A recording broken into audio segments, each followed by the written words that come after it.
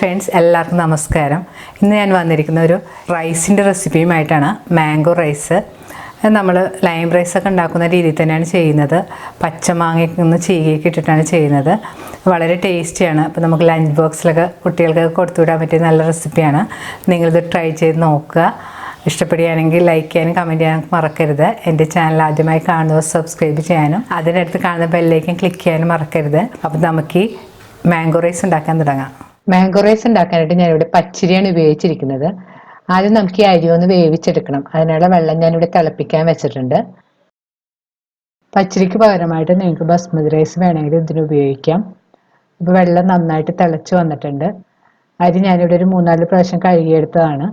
നമുക്ക് തിളച്ചുകൊണ്ടിരിക്കുന്ന വെള്ളത്തിലേക്ക് ഇട്ട് കൊടുക്കാം.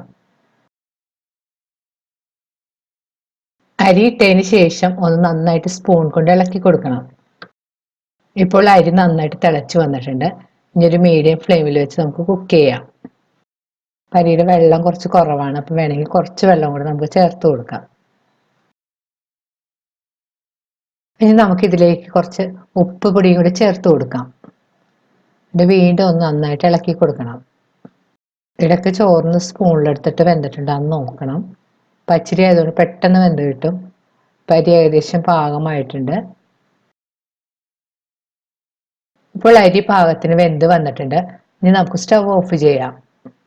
ഈ പാകമായ അരി നമുക്ക് ഇതുപോലെയുള്ളൊരു അരിപ്പ പാത്രത്തിലൂടെ അരിച്ചു വെക്കാം. വേണമെങ്കിൽ നമുക്ക് കുറച്ച് പച്ചവെള്ളം കൊണ്ട് ഒഴിച്ചു കൊടുക്കാം. അപ്പോൾ അരിയിലുള്ള പശപ്പൊക്കെ നന്നായിട്ട് മാറിക്കിട്ടും. ഇനി ചോറൊന്ന് തണുക്കാനായിട്ട് നമുക്ക് കുറച്ച് സമയം മാറ്റി വെക്കാം. ഇപ്പോൾ ചോറ് കുറച്ച് തണുത്ത് വന്നിട്ടുണ്ട്.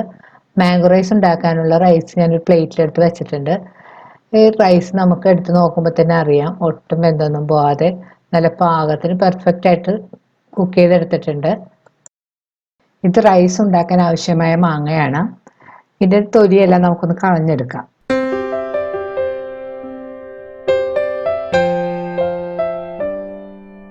തൊലി കളഞ്ഞെടുത്ത മാങ്ങ ഇതുപോലെ കഷ്ണങ്ങളായിട്ട് മുറിച്ചതിന് ശേഷം ഒരു ഗ്രേറ്ററിൽ വെച്ചൊന്ന് ചീകിയെടുക്കണം. ഇപ്പൊ മാംഗോ റൈസിന് നമ്മൾ ഉപയോഗിക്കുന്ന മാങ്ങയുടെ അളവ് നിങ്ങളുടെ പാകത്തിനനുസരിച്ച് വേണം ചേർക്കാനായിട്ട്.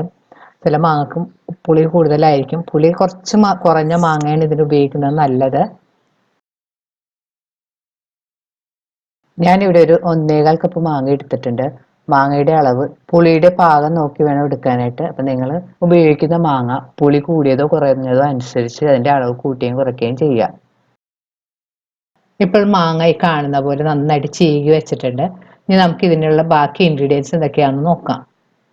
കടുക്, കറിവേപ്പില, മഞ്ഞൾപ്പൊടി, ഉഴുന്നുപരിപ്പ്, കടലപ്പരിപ്പ്, പച്ചമുളക്, കപ്പലണ്ടി, തേങ്ങാപ്പീര. നിങ്ങൾക്ക് ഇഷ്ടമാണെങ്കിൽ കശുവണ്ടിയൊക്കെ വേണമെങ്കിൽ നമുക്ക് വറുത്ത് ചേർക്കാം. റൈസ് ഉണ്ടാക്കാനായിട്ട് നമുക്കൊരു പാൻ ചൂടാക്കാൻ വെക്കാം.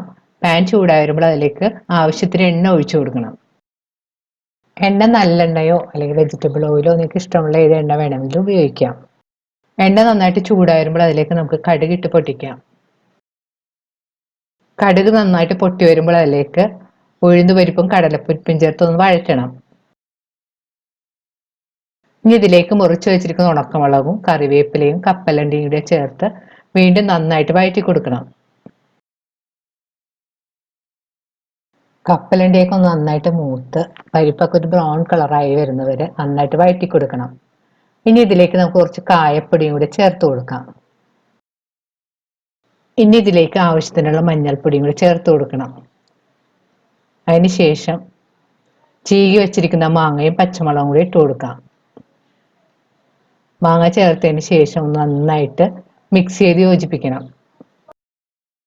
ഒരു മീഡിയം ഫ്ലെയിമിൽ വെച്ച് ഒരു 2-3 മിനിറ്റ് ഒന്ന് നന്നായിട്ട് വഴറ്റി കൊടുക്കാം. അപ്പം മാങ്ങക്കൊന്ന് സോഫ്റ്റ് ആയിട്ട് കിട്ടും. പാകത്തിനുള്ള ഉപ്പുപൊടിയും കൂടെ ചേർത്തൊന്ന് നന്നായിട്ട് മിക്സ് ചെയ്ത് കൊടുക്കാം.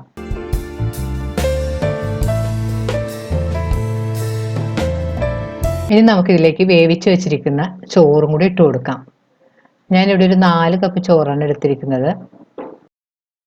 ചോറ് ചേർത്തതിന് ശേഷം ഒന്ന് പതുക്കെ മിക്സ് ചെയ്ത് യോജിപ്പിക്കാം. നമ്മൾ കൂടുതലൊക്കെ ഇട്ട് ഇളക്കി കഴിഞ്ഞിട്ടുണ്ടെങ്കിൽ ചോറൊക്കെ ഉടഞ്ഞു പോകും. അപ്പോൾ ഒന്ന് പതുക്കെ മിക്സ് ചെയ്ത് കൊടുത്താൽ മതി.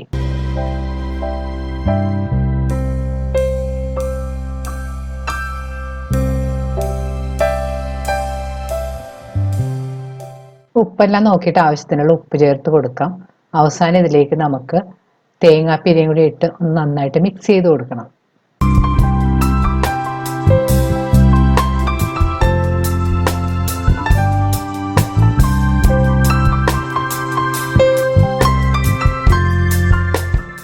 ഇനി പാൻ ഒന്ന് മൂടി ഒരു മീഡിയം ഫ്ലെയിമിൽ ഒരു 2-3 മിനിറ്റ് വെക്കണം. പാൻ മൂടി വെച്ചിട്ട് 2-3 മിനിറ്റ് എല്ലാം കഴിഞ്ഞിട്ടുണ്ട്. ഇനി നമുക്ക് സ്റ്റവ് ഓഫ് ചെയ്തതിന് ശേഷം ഒന്ന് പതുക്കെ മിക്സ് ചെയ്ത് കൊടുക്കാം. ഇപ്പം നമ്മുടെ മാംഗോ റൈസ് റെഡി ആയി കഴിഞ്ഞ്, നിങ്ങൾക്ക് ഇഷ്ടമാണെങ്കിൽ മല്ലിയിലേക്ക് വേണമെങ്കിൽ അരിഞ്ഞാൽ നമുക്ക് ഇതിൻ്റെ പുറത്തേക്ക് തൂവി കൊടുക്കാം. വളരെ പെട്ടെന്ന് ഉണ്ടാക്കിയെടുക്കാൻ പറ്റുന്നതും വളരെ ടേസ്റ്റിയുമായി നമ്മുടെ മാംഗോ റൈസ് റെഡി ആയി കഴിഞ്ഞ് നമുക്ക് കുട്ടികൾക്ക് ടിഫിൻ ബോക്സിലൊക്കെ കൊടുത്തുവിടാൻ വളരെ നല്ലതാണ്. നിങ്ങളിത് ട്രൈ ചെയ്ത് നോക്കുക. ഇത് ഏതെങ്കിലും ഡ്രൈ കറി, റൈത്ത, അച്ചാർ, പപ്പട ഇവയുടെ കൂടെയൊക്കെ നല്ല കോമ്പിനേഷനാണ്. ഞാനിവിടെ പൊട്ടറ്റോ കറി ആയിട്ടാണ് ഇത് കഴിക്കുന്നത്. നിങ്ങളിത് ട്രൈ ചെയ്ത് നോക്കുക. ഈ വീഡിയോ ഇഷ്ടപ്പെടുകയാണെങ്കിൽ ലൈക്ക്, ഷെയറും കമൻറ്റും. എൻ്റെ ചാനൽ ആദ്യമായി കാണുമ്പോൾ സബ്സ്ക്രൈബ് ചെയ്യാനും മറക്കരുത്. വീണ്ടും ഇതുപോലുള്ള നല്ല റെസിപ്പിയുമായി നമുക്ക് കാണാം. Thank you.